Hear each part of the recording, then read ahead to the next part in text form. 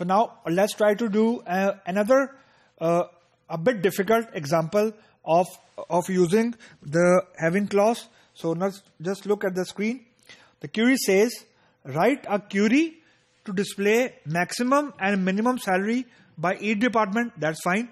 If average salary is more than 1500 of the department and less than 3000, the employer should not be included if there is any occurrence of A in the e-name or earning no commission and is hired at least 6 months before. Now this is a bit complex query.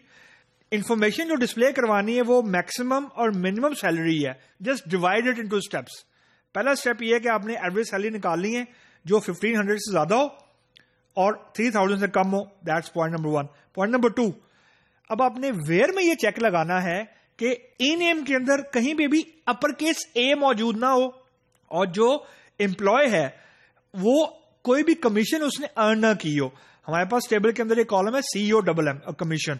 अगर किसी employ ने commission earn की है तो उसमें numeric value आ जाती है.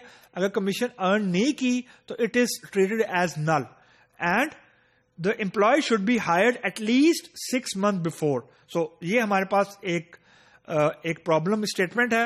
And now एक चीज मान में रखें कि जब भी मैं आपको कोई क्यूरी का सोल्यूशन बता रहा हूं, that's one solution and there are more than 2-3 versions of the same query with different solution all being correct. So there is no one fixed solution.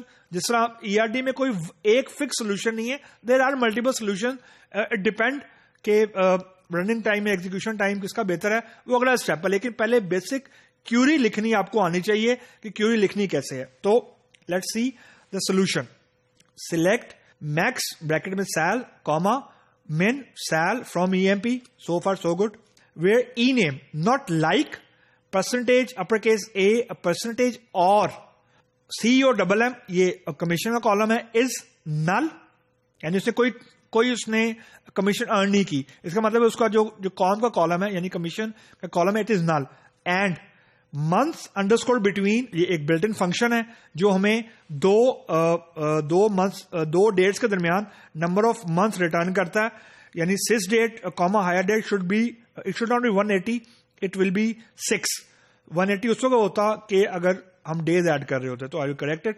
Group by department number having max of sal greater than 4500 and average of sal is less than 1500.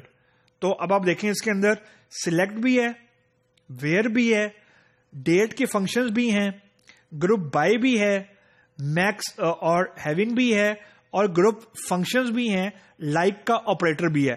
All are working fine under one roof.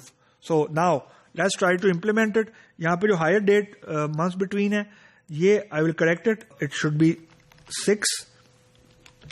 So let me copy this query and then we will see what the editor will do with us. If there are some issues, we will try to fix it. Otherwise life should be happy. So okay, invalid character. I hope it will not create a mess which it has created some slides back. So let's try to run it and see what it do. Okay, fortunately this time around it run and no data found. But again, no data found doesn't mean कि आपकी Curie गलत है. Curie आपकी सही है लेकिन जो आपकी डेटा है रिक्वायर्ड वो मौजूद नहीं है. Absolutely fine. इसमें कोई घबराने की जरूरत नहीं है, कोई परेशानी की जरूरत नहीं है.